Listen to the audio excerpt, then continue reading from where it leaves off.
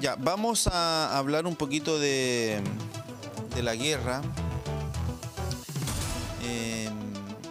Habitualmente tocamos esto al final de nuestro informativo y lo vamos a hacer también hoy día revisando la prensa internacional. Está con nosotros Froilán Ramos, él es docente en la Facultad de Comunicación e Historia de la Universidad Católica de la Santísima Concepción. Froilán, ¿cómo está? Gusto saludarle. Muy bien, muchas gracias por la invitación. Queremos conversar un poquito. Hace rato que no entrevistamos a alguien por el tema de la guerra, insisto, lo hemos estado monitoreando, obviamente, pero a través de la prensa internacional. Ya ha pasado más de una semana de la guerra. La sensación que tenía yo es que considerando las diferencias de fuerzas, Rusia, una potencia mundial versus Ucrania, un país más bien pequeño entre comillas, los rusos iban a avasallar en pocos días contra los ucranianos. No fue así. Esto se ha ido demorando en el tiempo. Putin ayer habló y dijo que estaba yendo todo perfecto, siguiendo el cronograma. Bueno, habrá que creerle o no. ¿Qué cree usted? ¿Le ha costado más a los rusos? ¿Por qué se ha dilatado esto en el tiempo? ¿Qué cree usted? Muchas gracias. Bueno, lo primero es que nosotros contamos con la información que está disponible a través de las declaraciones y a través también de la comunicación formal. Hay una serie de información que solamente la manejan los estados mayores y las instancias directamente involucradas. Dicho esto, también es interesante ver la característica de la contienda y del conflicto hoy en día. Todo apunta a que los objetivos rusos son objetivos limitados, planeados desde hace bastante tiempo, desde hace varios años por equipos de planificación, e indica también la característica de la guerra hoy, es decir, una guerra multidimensional en la cual es muy importante las comunicaciones y la capacidad de las comunicaciones globales, las comunicaciones inmediatas.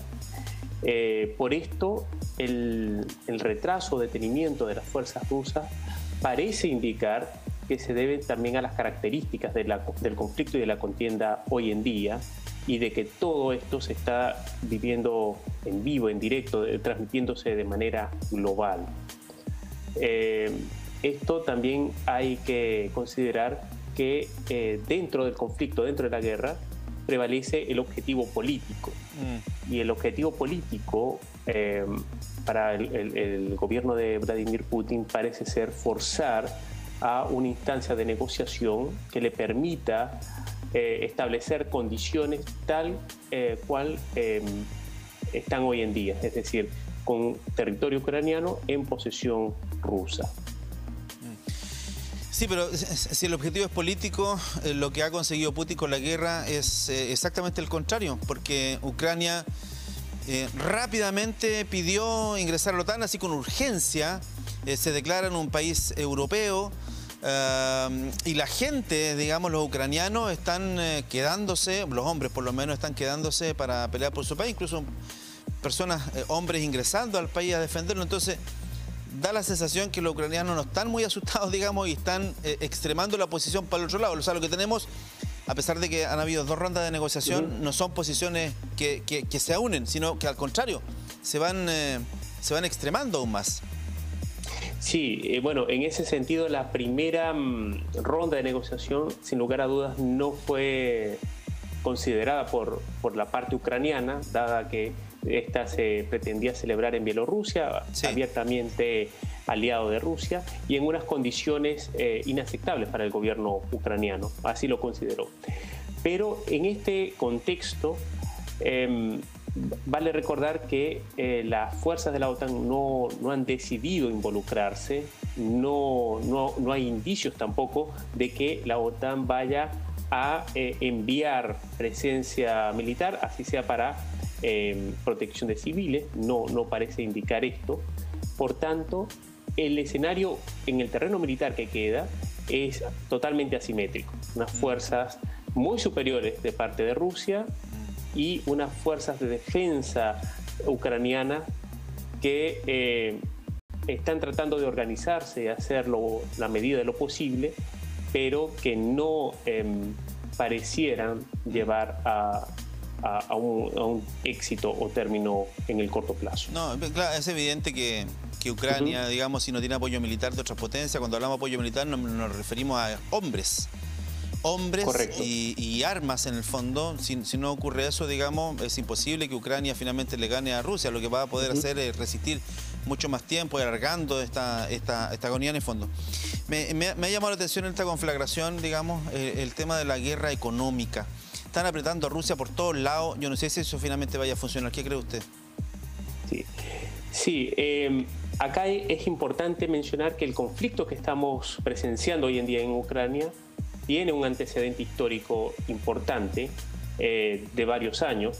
Hay que recordar lo que sucedió con Georgia y Osetia del Sur, año 2008, luego lo de la península de Crimea, año 2014, y ahora esto. Es importante recordar esto porque en esos momentos de crisis y de conflictos no hubo una respuesta tan decidida, tan determinante de parte del mundo occidental y de las instituciones y organismos multilaterales.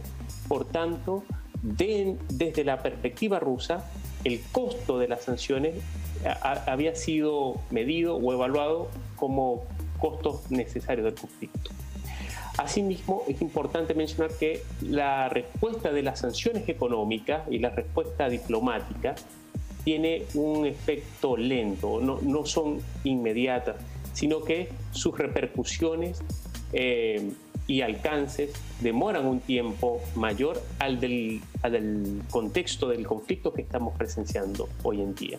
Por tanto, esas sanciones económicas, por una parte, fueron evaluadas y comedidas ya con la experiencia del 2014 con Crimea. Obviamente hoy en día se han incrementado mucho más, pero por otro lado, sus efectos no son inmediatos, no son en el día a día, sino que van a demorar en sus repercusiones. ¿Tiene algún sentido, y en ese mismo contexto se lo pregunto, ¿tiene algún sentido esto de decir que le van a hacer la vida imposible a los oligarcas rusos? Digamos, se le están cerrando los capitales, las empresas están abandonando Rusia, en fin. ¿Tiene algún sentido esto de los famosos oligarcas rusos? En Rusia hay un grupo de personas que tienen pero muchísima plata, capaces de comprarse fútbol, clubes de fútbol en Europa. Entonces, ¿tiene algún sentido esa presión también? Porque una cosa es decirle ya, ok, no le vendo productos a Rusia o no le compro productos a Rusia, hay guerra económica. Ok, que es un poquito lo que pasa con Cuba, ¿no es cierto? Ya, pero distinto es decir, cualquiera que tenga un apellido ruso y que quiera hacer un emprendimiento acá, no hay permiso. Entonces, ¿tiene algún sentido esto contra los oligarcas rusos? Muy buena pregunta. En ese sentido, es importante evaluar el contexto del económico mundial hoy en día. Y si bien las sanciones se han impulsado desde Occidente a una gran escala, hay un actor que es importantísimo, que es China, en el mundo económico. Que no ha dicho mucho, China no ha dicho mucho en realidad.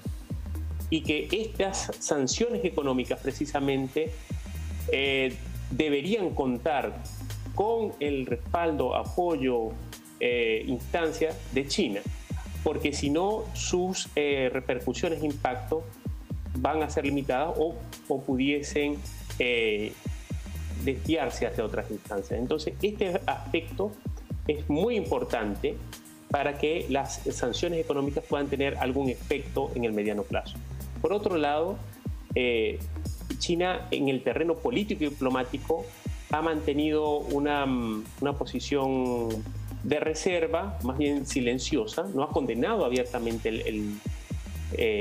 la invasión rusa a Ucrania, y esto pareciera obedecer a una evaluación también de China con respecto a su situación. Recordemos que dentro del territorio chino hay conflictos como la ocupación del Tíbet desde hace décadas, conflictos también con Taiwán, la situación de la ciudad y de la democracia en Hong Kong, entre otros, y pareciera mantenerse a un margen de evaluación.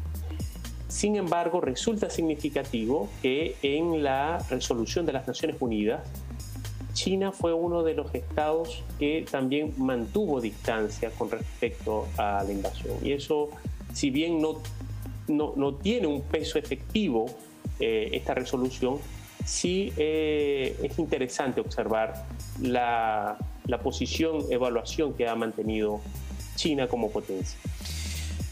Dos cosas más. Estamos conversando con Froilán Ramos, docente de la Facultad de Comunicación e Historia de la Universidad Católica de la Santísima Concepción. Dos cosas más. Uno, primero,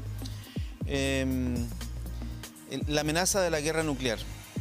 Esta es una amenaza que el mismo Putin puso sobre la mesa a poner alerta a su sistema nuclear.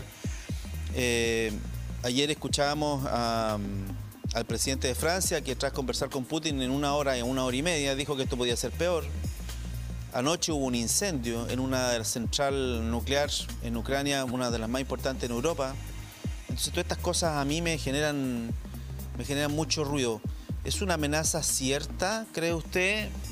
Entendiendo, usted entendiendo, Putin, todo el mundo entiende que si hay una conflagración a nivel nuclear, digamos, ya no solo entre esos dos países, sino que se metan otros países también. O sea, aquí no tenemos mucho más que hablar, digamos. Sí. La respuesta de Putin con respecto a la fuerza estratégica, entiéndase nuclear, entra dentro del contexto de la escalada que va cada vez elevándose más entre Rusia por un lado y por otro lado la OTAN. Y en este contexto es importante destacar dos cosas. Por un lado, lo que todo el conflicto ha significado para Putin, su imagen política en particular, y por otro lado, también la presión interna desde la OTAN por actuar o por tener una respuesta mucho más firme. Entonces, en este contexto, tanto en la esfera de la toma de decisiones de la OTAN como del mismo Putin, está en juego también su prestigio político, su imagen política en este contexto de crisis, han ido redoblando la escalada de presión. Esperemos que realmente no llegue a otras instancias, porque todos sabemos lo catastrófico que esto podría resultar, la guerra nuclear, pero sin lugar a dudas, esta declaración, esta utilización de la activación o consideración de la fuerza estratégica nuclear entra dentro de este contexto y este terreno de la escalada. Es decir, el forzar un espacio de diálogo, de negociación en las mejores condiciones posibles. Pero existe presión interna, tanto para el gobierno de Putin como también para las esferas de toma de decisiones de la OTAN. Sí, y lo último ya es un poco en el área de la ficción. Porque se ha dicho que esta guerra, digamos, es la guerra más importante después de la Segunda Guerra Mundial, en términos estratégicos, qué sé yo. Okay. Puede ser, no lo sé, eso se sabrá una vez que finalice todo este tema. Pero lo que sí podría suceder es que podría cambiar el orden mundial. Esa es la pregunta un poco. ¿Cree usted que, independiente de lo que pase ahora, cambia un poco el orden mundial de aquí para adelante? Sí, muy interesante la pregunta, y esta pregunta obedece también a lo que hemos estado presenciando los últimos años. Los últimos años hemos visto cómo Estados Unidos ha retirado sus fuerzas de Afganistán, sí, como también tomó la decisión de disminuir el apoyo militar a la OTAN, mientras que por otro lado cada vez es más evidente la presencia económica global de China.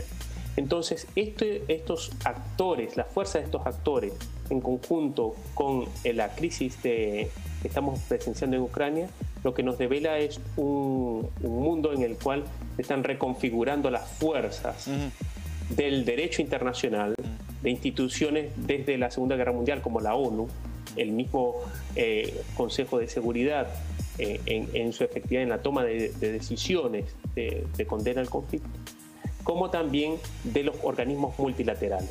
Es decir, estamos en presencia de un reacomodo de fuerzas, de esa paz y estabilidad que se había considerado estable durante décadas.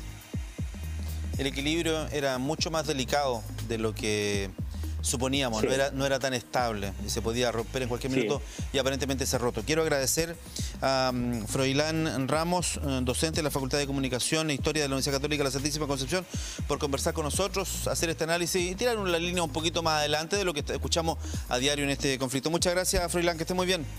Muchas gracias. Gracias a ustedes. Adiós. Pronto. Y con él nos vamos a la pausa comercial. Rapidito, nos pasamos un par de minutos, pero valía la pena. Vamos a la pausa y volvemos enseguida.